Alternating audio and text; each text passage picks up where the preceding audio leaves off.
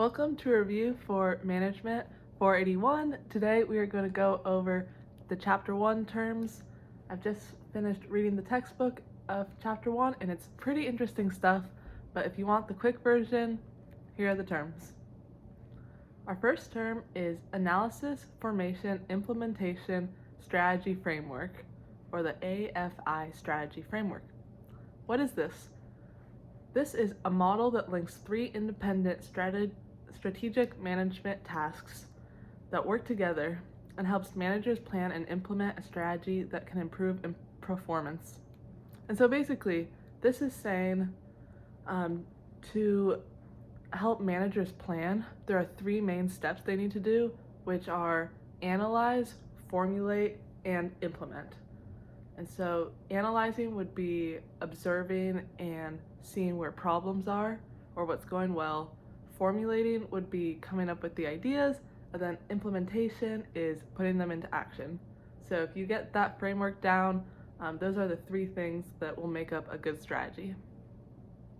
All right, our next term is competitive advantage.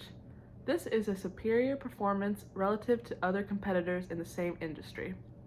Basically, it looks at the competition, and if you are doing something better or delivering a product cheaper, then that would be a competitive advantage. And I heard a good quote the other day about this. It said, when you're looking to buy products, there are three things it can be. It can be cheap, fast, or quick, and you get to pick two of those, sometimes only one. So a competitive advantage would definitely have two, if not three of those. All right, a competitive disadvantage. This is the opposite, of course, which is underperformance relative to other competitors in the same industry. All right, a competitive parity is performance of two or more firms at the same level. And so parity comes from the root word equity, actually. And I thought it was like similar to the same word, like a parody video, where it's like kind of the same but like making fun of it. So that's kind of how I remember it, even though it's from the root word equity. But it's basically in the middle. It's not a competitive advantage, it's not a competitive disadvantage, you're just at the same level. All right, corporate social responsibility. This is a framework that helps firms recognize and address the economic, legal, social, and philanthropic expectations that society has of the business enterprise at a given point in time. That's a little bit wordy. Basically, corporate social responsibility is the idea that companies have an obligation to the public to do good or give back. And so something that was really interesting that I thought I'd show real quick is the corporate social responsibility pyramid. So here's what it looks like. And if you'll see, corporate citizenship, like philanthropic responsibilities, are actually at the top, meaning that in order to do this, companies have to first achieve the lower levels. So first they need to complete their economic responsibilities. So if you don't have a competitive advantage and aren't making profit, it's going to be really difficult to give back and do good for society. Next, and this is a little ridiculous that it's after legal responsibilities, I guess, are after profit in this pyramid, but companies must follow laws and regulations and society's ethics and the law. Next is ethical responsibilities, which is similar, but it's do what is right, just, and fair. So this is basically going beyond legality and saying, all right, something might be legal, but it doesn't mean it's ethical. This third tier of the pyramid would be that a company is acting both legally and ethically.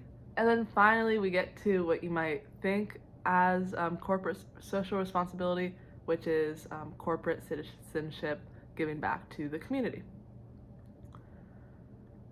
Our next term is good strategy.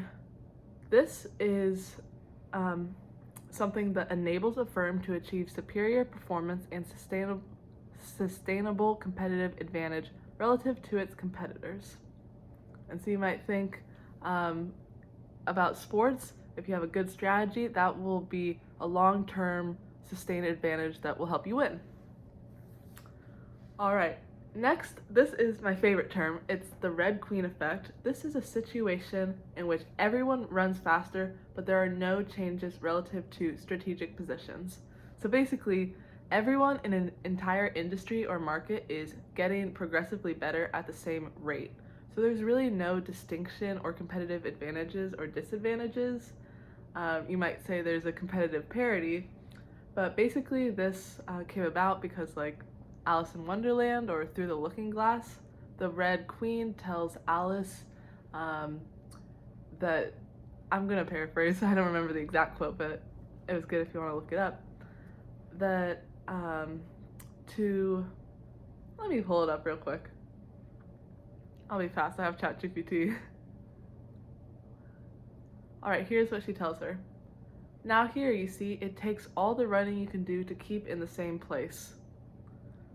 And then she goes on to say that Alice needs to run at least 2 times faster to make improvements. So the Red Queen effect is saying when people progress at the same rate, even though they're progressing, there's no advantages or disadvantages.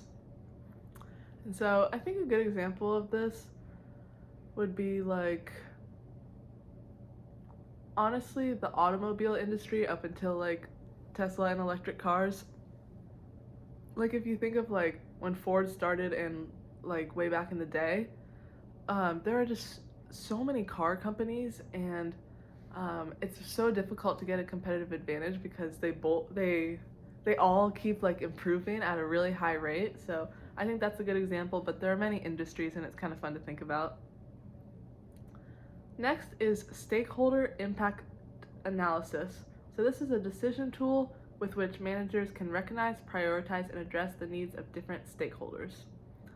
So basically, this is a way that managers can look at their stakeholders and say, okay, what needs to be done? Let's establish a plan of action. And so there are 5 steps to this. You can read more in depth in the book, of course, but it's like identify who your stakeholders are, what their needs are, the internal versus external stakeholders. It's pretty interesting stuff, but basically for the terms, we need to know that this is a plan that can help managers manage the needs of stakeholders. And there's so many different stakeholders, like more than you would think. Like, it's not just people who have stocks, like it's employees, it can be governments even, which surprised me a lot. It just reminds me, like, if you have like different like groups of friends in, I don't know, way back in the day, middle school or whatever, it would be like different stakeholders and different needs addressing. So having like an analysis tool like this would actually be helpful for something like that. Next is stakeholder strategy. So this is an approach to strategy formulation that considers all of the company's stakeholders, not just the shareholders. So the shareholders, as is in the name, hold the shares, but stakeholders are kind of what we just talked about. Anyone who has stake in the company, meaning they can affect or are affected by the company. So a core tenet of stakeholder strategy is that a single-minded focus on shareholders exposes a firm to undue risks. So I've heard different theories of what's the point of a business. Some say corporate social responsibility, some say shareholder maximization, like profit maximization. Some say like stakeholder, meeting the needs of all the stakeholders. And so this would be more along those lines of the strategy is to meet the needs of all the stakeholders. They're not all mutually exclusive, but this would say just focusing on the shareholders is you're gonna leave so many areas unchecked, which I think is wise.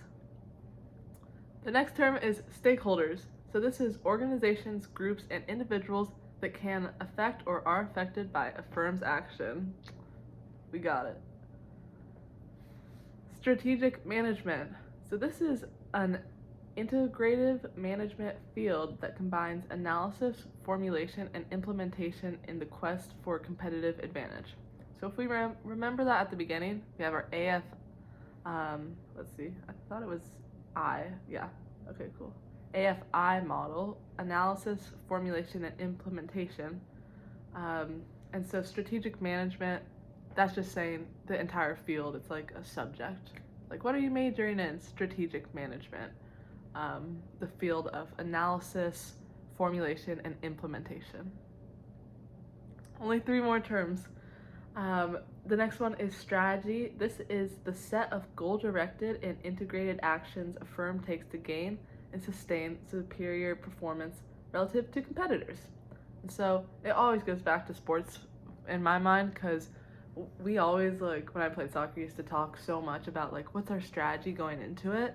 And so the goal of that strategy is to have superior performance, both in business and in sports. If it works in business, it'll work in sports.